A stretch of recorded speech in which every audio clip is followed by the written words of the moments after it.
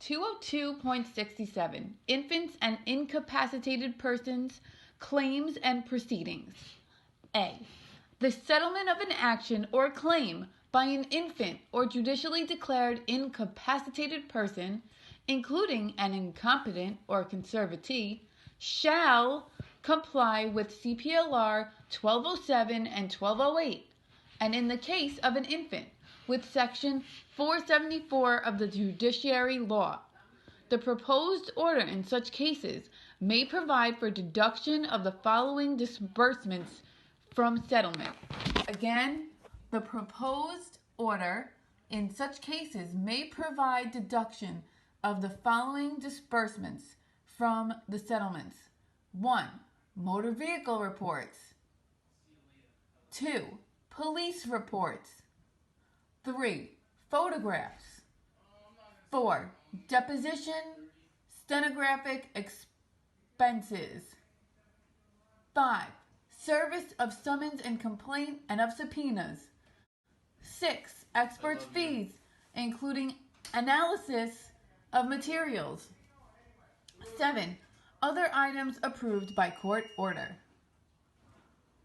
The order shall not provide for attorney's fees in excess of 1/3 of the amount remaining after deduction of the above disbursements unless otherwise specifically authorized by the court. B. The petition or affidavit in support of the application also shall set forth the total amount of the charge incurred for each doctor and hospital in the treatment and care of the infant or incapacitated person, and the amount remaining unpaid to each doctor and hospital for such treatment and care. If an order be made approving the application, the order shall provide that all such charges for doctors and hospitals shall be paid from the proceedings, if any, received by the parent, guardian, or other person in settlement of any action or claim for the loss of the infant's or incapacitated person's services, provided, however, that if there be any bona fide dispute as to such charge, the judge presiding in the order may make such provision with respect to them as justice requires. With respect to an incapacitated person, the judge presiding may provide for the posting of a bond as required by the mental hygiene law. C.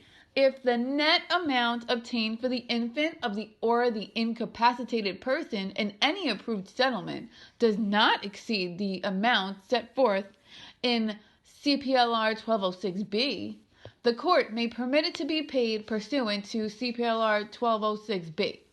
The court may order in any case that the money be deposited or invested pursuant to CPLR 1206C or held for the use and benefit of the infant or incapacitated person as provided in CPLR 1206D and CPLR 1210D. D. The affidavit of the attorney for a plaintiff, in addition to complying with CPLR 1208, must show compliance with the requirements for filing a retainer statement and recite the number assigned by OCA, or show that such requirements do not apply. E. Applications for approval of an infant or incapacitated person's compromise shall be made returnable before the judge who presided over the compromise, or where the agreement was reached out of court, before the appropriate assigned judge. F. A petition for the expenditure of the funds of an infant shall comply with CPLR Article 12 and also shall set forth this list. A petition for the expenditure of the funds of an infant shall comply with CPLR Article 12 and also shall set forth 1. A full explanation of the purpose of the withdrawal. 2. A sworn statement of the reasonable costs of the proposed expenditure. 3. The infant's age. 4. The date and amounts of the infant's and parent's recovery. 5. The balance from such recovery. 6.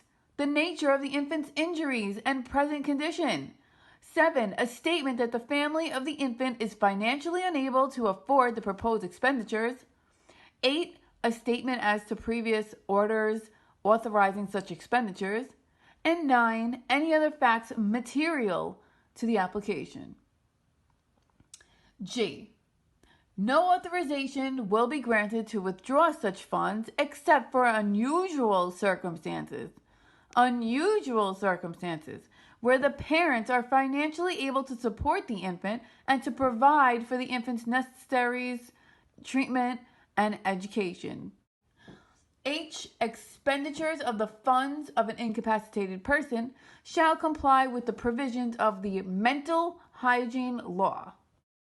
The required notice of the filing of a final account by an incapacitated person's guardian and of a petition for settlement thereof shall show the amounts requested for additional services of the guardian and for legal services.